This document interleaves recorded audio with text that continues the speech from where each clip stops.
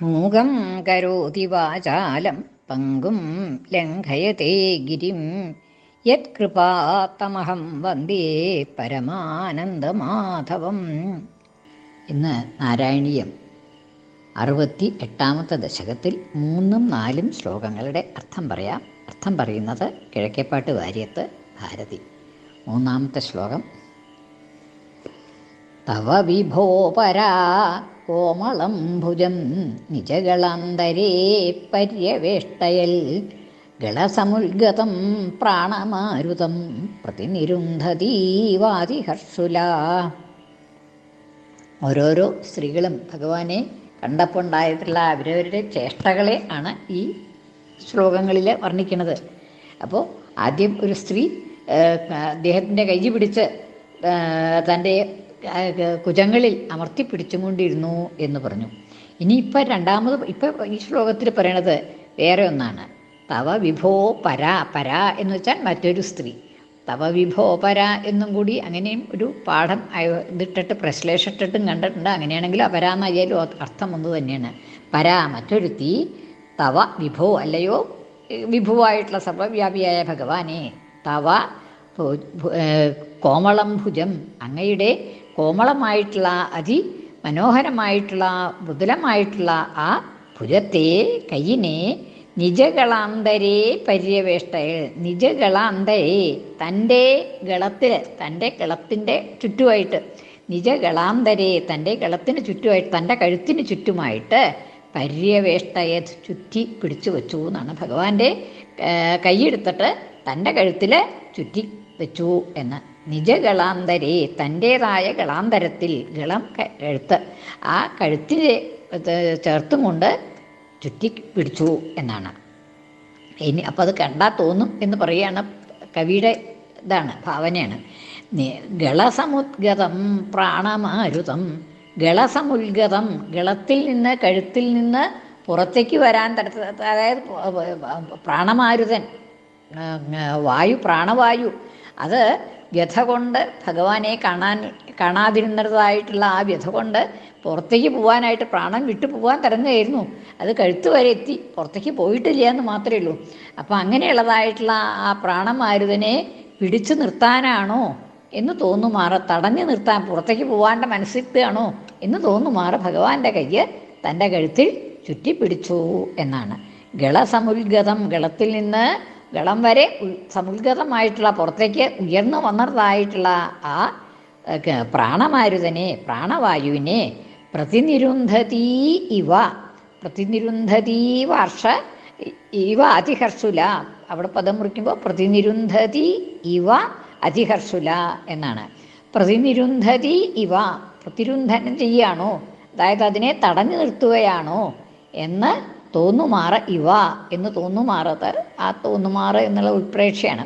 പ്രതിനിരുന്ധതി ഇവ പ്രതിനിരുന്ധനം ചെയ്യുകയാണോ എന്ന് തോന്നുമാറ് അതിഹർഷുല അത്യധികം സന്തോഷിക്കുന്നവളായിട്ട്, അത്യധികം സന്തോഷത്തോടു കൂടി, അതിഹർഷുല അത്യധികം സന്തോഷത്തോടു കൂടി തൻ്റെ കഴുത്തിൽ കൂടെ പുറത്തേക്ക് പോകാൻ തുടങ്ങുന്നതായിട്ടുള്ള ആ പ്രാണവായുവിനെ തടഞ്ഞു നിർത്താനാണോ, പടഞ്ഞു നിർത്തി അല്ല ഭഗവാൻ ഇപ്പോൾ വന്നു കഴിഞ്ഞു, ഇനിയിപ്പോൾ ആ പ്രാണൻ പോയ വിഷമായി, അപ്പോൾ അതുകൊണ്ട് ആ പ്രാണനെ തടഞ്ഞു നിർത്താൻ വേണ്ടിയിട്ടാണോ എന്ന് തോന്നുമാറ് ഭഗവാന്റെ കോമളമായിട്ടുള്ള ഭുജത്തെ.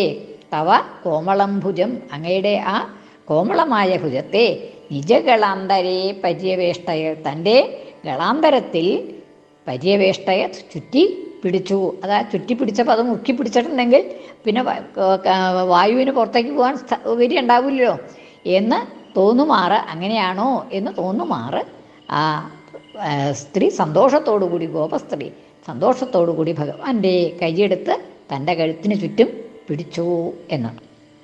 ഇനി അടുത്തത്. അപഗതത്രപാകാമിനി തവ മുഖംബുജാത് പൂഗചർവിതം പ്രതിഗൃഹയ്യതത്വക്ത്രപങ്കജേ നിദതീഗതാ പൂർണ്ണകാമതം. ഇനി മറ്റൊരു സ്ത്രീയുടെ കഥ പറയാണ്.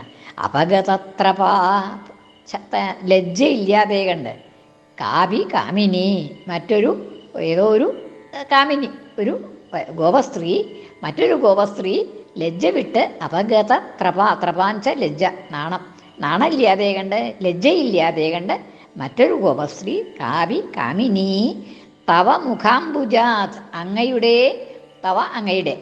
മുഖാംബുജത്തിൽ നിന്ന് താമര പോലെയുള്ളതായിട്ടുള്ള അങ്ങയുടെ മുഖത്തിൽ നിന്ന് തവ മുഖാംബുജാത് പൂഗചർവിതം പൂഗം എന്ന് വെച്ചിട്ടുണ്ടെങ്കിൽ അടയ്ക്കാനാണ് സ്വതയാർത്ഥം.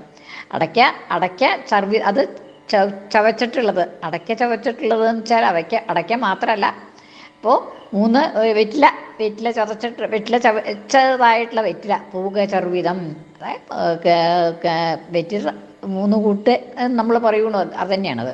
പൂഗചർവിതം വെറ്റില ചതച്ചത് താമ്പൂല ചർവണം എന്നേ പറയാറുള്ളൂ സാധാരണ. താമ്പൂലം വെച്ചിട്ടുണ്ടെങ്കിൽ വെറ്റില.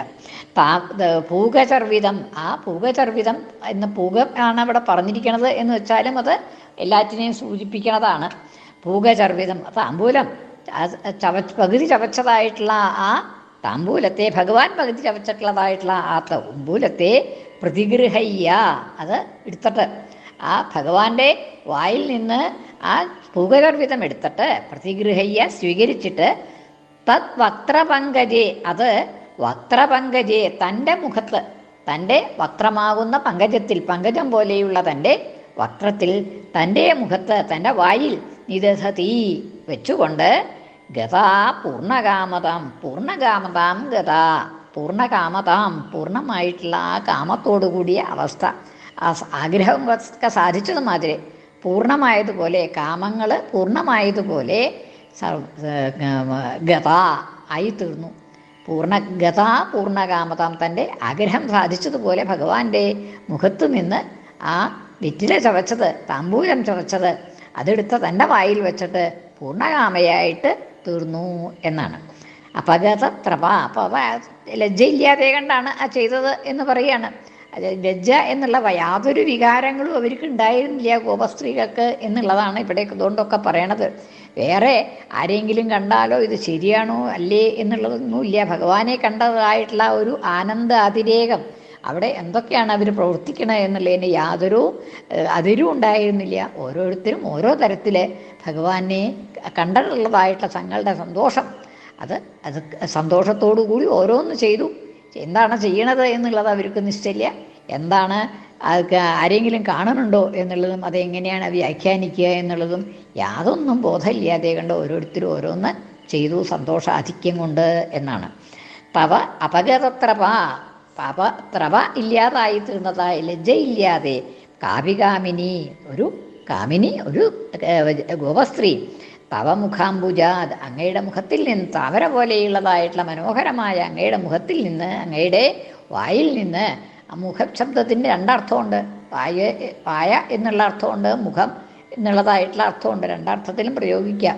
തവ മുഖാംബുജാത് പൂഗചർവിതം ആ താമ്പൂലം ചർവണം ചെയ്തതായിട്ടുള്ള, ചവച്ചിട്ടുള്ളതായിട്ടുള്ള ആ താമ്പൂലത്തെ നിജകള പ്രതിഗൃഹയ്യ അതെടുത്തിട്ട് തത് വക്ത്രപങ്കജേ, ആ വക്ത്രപങ്കജത്തിൽ തത് എന്നുള്ളത് 2 പദമായിട്ട് എടുക്കുകയാണെങ്കിൽ അത് വക്ത്രപങ്കജത്തിൽ തൻ്റെ വായിൽ, പങ്കജം പോലെയുള്ള തൻ്റെ വായിൽ നിദധതി വെച്ചുകൊണ്ട് പൂർണ്ണകാമതാം ഗത, ആ സമ്പൂർണ്ണ മനോരഥം സമ്പൂർണ്ണമായതായിട്ട് ഭവിച്ചു, അവളുടെ ആഗ്രഹം സാധിച്ചതുപോലെ നിന്നു എന്ന്.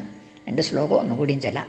തവ വിഭോ പരാ കോമളം ഭുജം നിജകളാന്തരേ പര്യവേഷ്ടയത് ഗളസമുൽഗതം പ്രാണമാരുതം പ്രതിനിരുന്ധതീവാതിഹർഷുല. കൃഷ്ണാർപ്പണം. മലയാള പരിഭാഷ. ഇനിയൊരുത്തിനിൻ കോമളം ഭുജം നിജകളത്തിലായി ചുറ്റിവച്ചഹോ, വെളിയിലെത്തിടും പ്രാണവായുവേ തടവിലാക്കിയിട്ടേറെ തുഷ്ടയായി.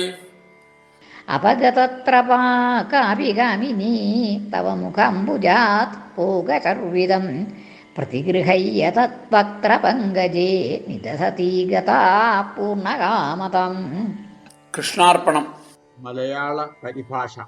മദനപീഡയാൽ മറ്റൊരുത്തിയോ പകുതി നീചവച്ചുള്ള വെറ്റില വദന പങ്കജാൽ വായിലിട്ടുടൻ അവിടെ അപ്പോഴേ പൂർണ്ണകാമയായി. സർവത്ര ഗോവിന്ദ നാമ സങ്കീർത്തനം. ഗോവിന്ദ ഗോവിന്ദ.